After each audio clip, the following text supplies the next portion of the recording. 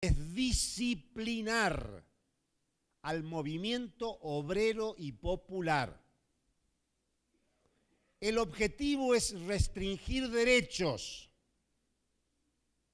Por eso quieren reforma laboral y reforma previsional. Qué parecido a Brasil. El objetivo del capital hoy es eliminar derechos sociales, sindicales, populares. Derecho a la educación, derecho a la salud, derecho a la seguridad en sentido integral. Y lo hacen por mecanismos económicos, distribución regresiva del ingreso. Nosotros en el Instituto de Estudios de la Central de Trabajadores de la Argentina, la CTA Autónoma, calculamos para mediados del 2016 que las primeras medidas de Macri supusieron una transferencia de ingresos de la mayoría de la población a los sectores más concentrados de 32.500 millones de dólares. En el lenguaje Brasil serían 32 billones de dólares. Los grandes empresarios le dicen a Macri que va lento, pero en 4 meses de gobierno transfirió 32 billones de dólares. En un año de gobierno generó nueva deuda de 90 billones de dólares en el lenguaje de ustedes. En el nuestro son 90.000 millones de dólares en un año.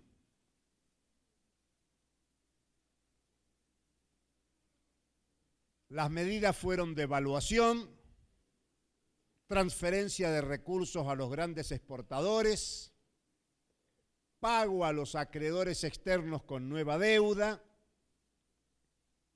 Pero lo que quiero señalar es que la quita de derechos es por temas económicos, jurídicos y represivos. Hay violencia, pero la violencia no es solo reprimir en las rúas. Hoy, esta semana, empieza en Ginebra la Conferencia Internacional de la OIT, Organización Internacional de Trabajo. La CTA Autónoma hoy presenta una denuncia contra el encarcelamiento de dirigentes sindicales en la Argentina. En estos días que estábamos discutiendo en este encuentro, hubo dirigentes sindicales apresados por protestar. Hay exoneración de dirigentes. No sé si la palabra exoneración existe. Exoneración de dirigentes sindicales. Se están violentando los derechos de organización de los trabajadores. Por eso no es solo economía, no es solo legislación, es represión física e institucional a la organicidad del movimiento popular.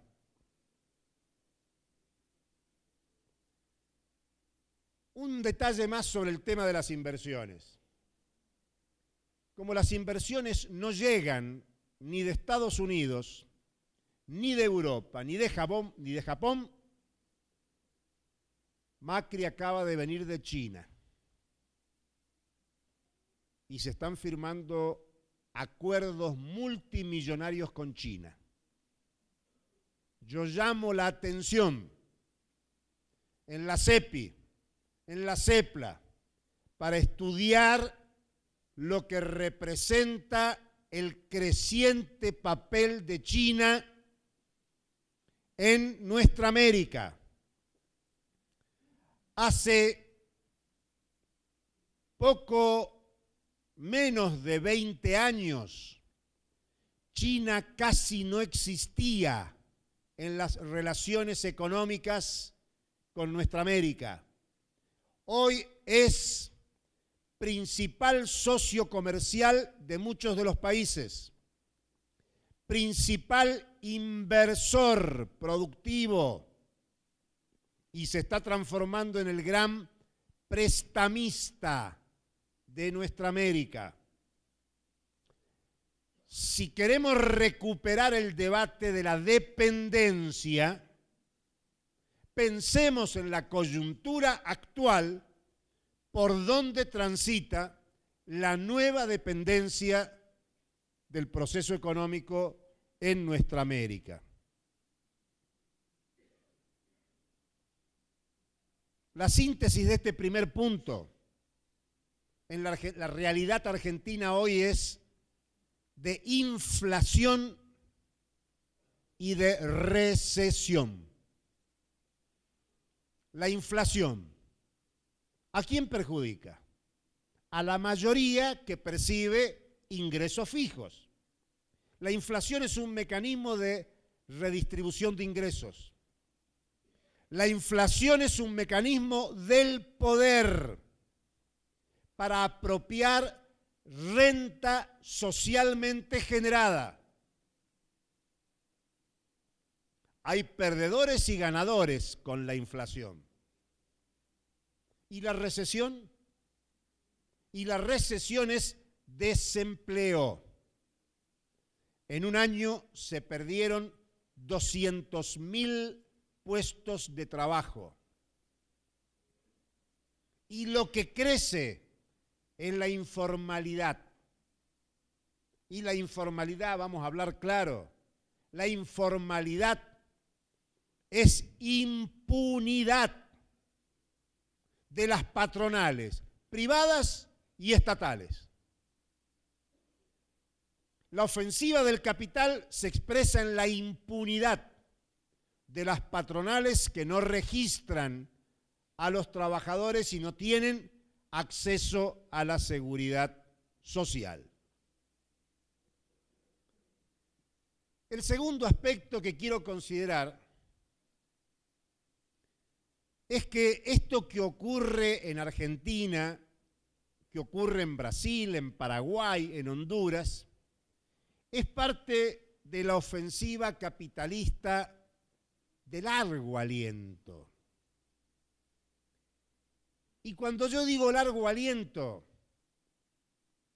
quiero que pensemos que lo que se llama neoliberalismo, digo se llama porque no es ni nuevo ni liberal. No es ninguna de las dos cosas, pero se habla de neoliberalismo. Eso nació acá en Sudamérica. El primer ensayo fue Chile con Pinochet, fue Argentina, fue Uruguay, fueron las dictaduras del Cono Sur.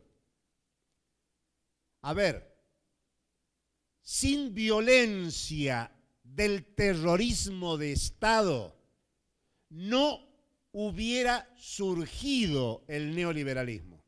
Y Antonio lo dijo en su exposición recién.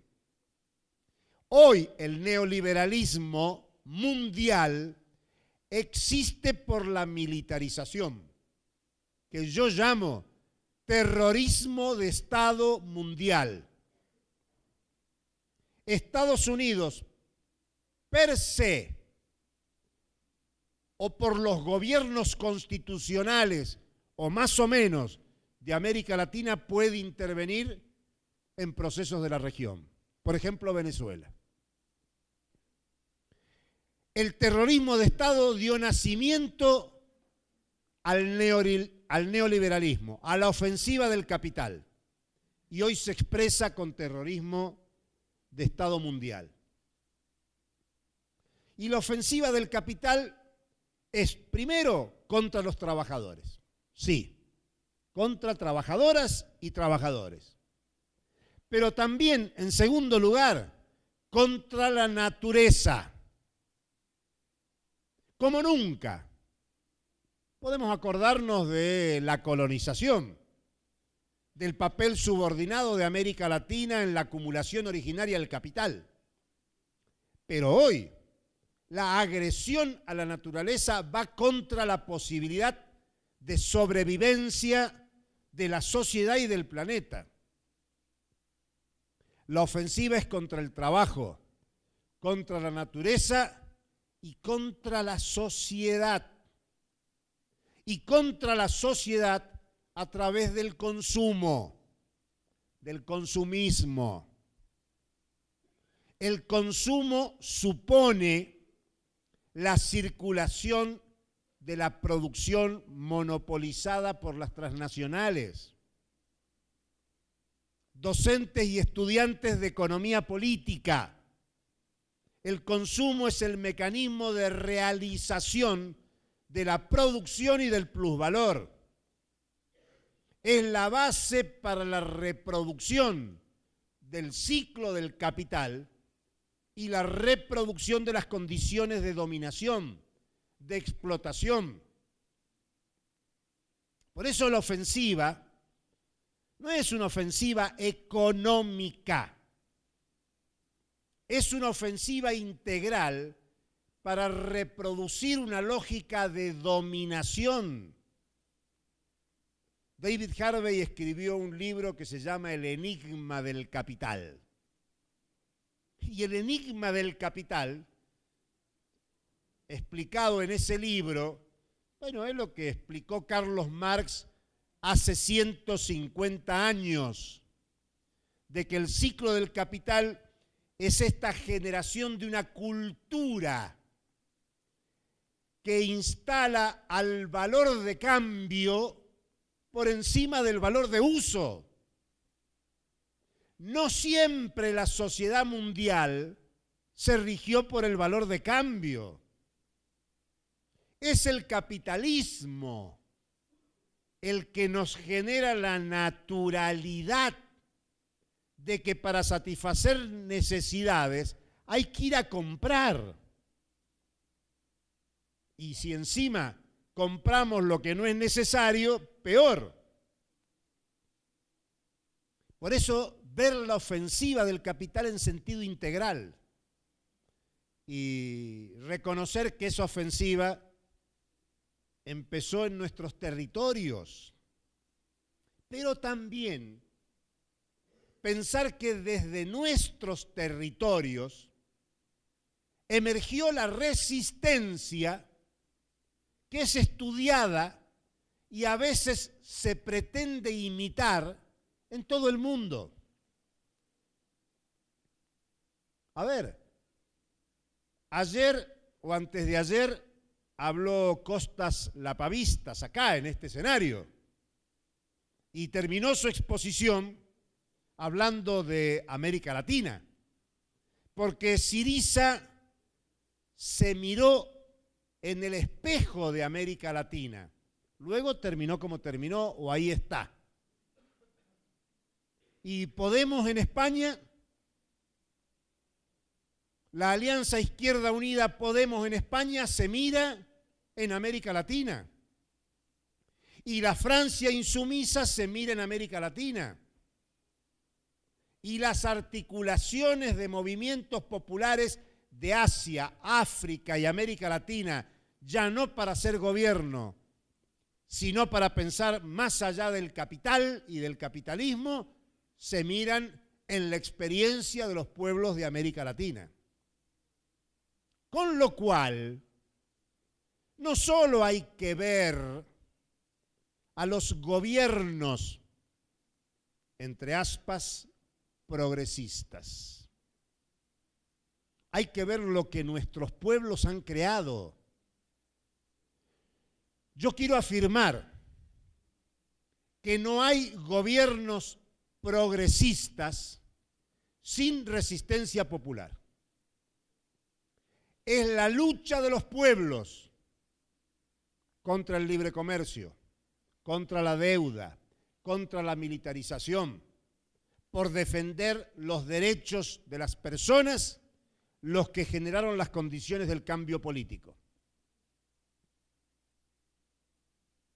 Y en este clima de cambio político hay algunos cambios institucionales que hay que tenerlos en cuenta. Hay reformas constitucionales en América Latina que hay que estudiarlas en la academia. Yo preguntaría en cuántas cátedras aquí en Brasil se enseña la Constitución venezolana, boliviana o ecuatoriana, donde se plantean, por ejemplo, nuevos mecanismos para la democracia, donde se plantean temas de la integración latinoamericana, donde aparecen los derechos de la naturaleza, los derechos de la naturaleza. Más allá de la reforma constitucional, el debate latinoamericano reinstaló la cuestión capitalismo-socialismo. Claro que nadie sabe lo que es todavía el socialismo del siglo XXI, es verdad. Pero plantearse la discusión de ir más allá del capitalismo es todo un tema. Convoca la creatividad de los pueblos y del pensamiento. El pensamiento académico está en falta en sistematizar las experiencias de ocupación de tierras y de producción para satisfacer necesidades. El pensamiento académico está en falta en sistematizar lo que significa la ocupación de fábricas para producir y transformar, demostrando que la propiedad privada es innecesaria. No hace falta un organizador capitalista para producir bienes, servicios, para generar la producción que satisfaga las necesidades de la población. Bueno, eso es lo que ha creado el pueblo nuestro americano en todos estos años. Antonio puso en discusión, y yo quiero plantearlo de nuevo desde otra forma. Antonio explicó que en este periodo de 10 años, un poco más, hubo distribución del ingreso, pero no de la riqueza. Nosotros podríamos mostrar muchos indicadores sociales de mejoría. La CEPAL, cualquiera que entre a las páginas de CEPAL, va a ver que los indicadores de pobreza, de salario, muchos indicadores sociales mejoraron. Pero aún mejorando los indicadores sociales, lo que se profundizó en nuestra América es la dependencia del capital transnacional. Lo que se profundizó es la flexibilización de la fuerza laboral. Lo que se consolidó es una reforma del Estado a favor de los grandes capitales. Lo que se profundizaron fueron las privatizaciones y las tendencias a reformas laborales y previsionales. Y eso se hizo con apoyo de los estados gobernados por el progresismo entre aspas. En toda América Latina se discute Odebrecht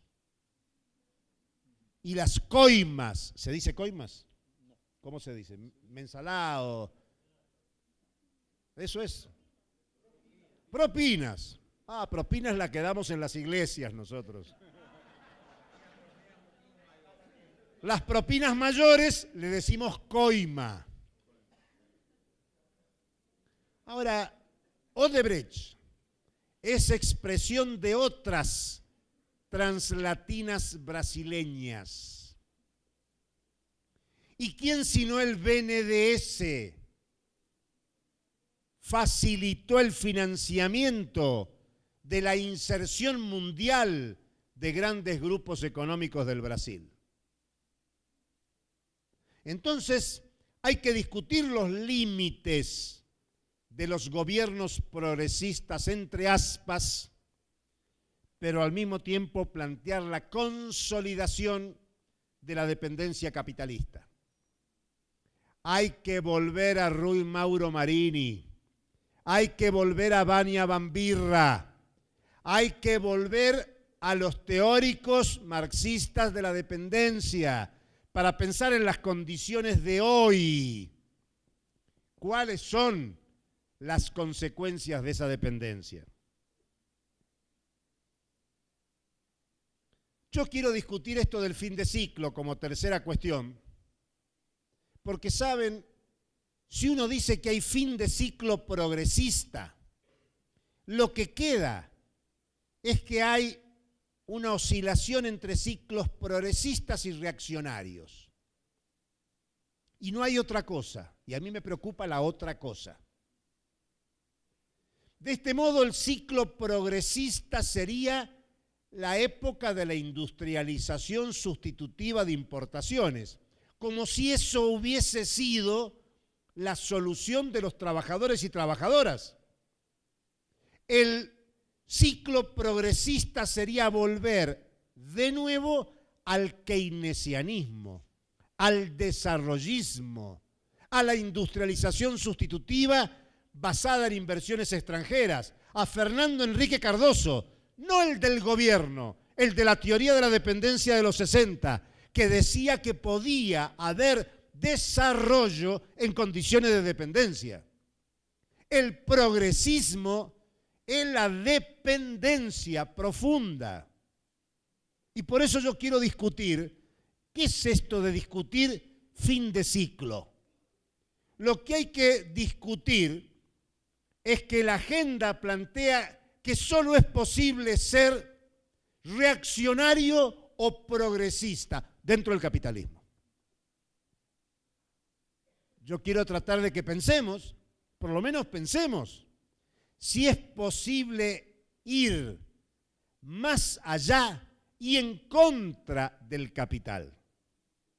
Si es posible ir más allá y en contra de la ofensiva del capital. Por eso es que no alcanza con balancear las experiencias estatales. No alcanza con analizar si el PBI, el PIB, si el PIB crece o no crece, si crecen las inversiones o no las inversiones.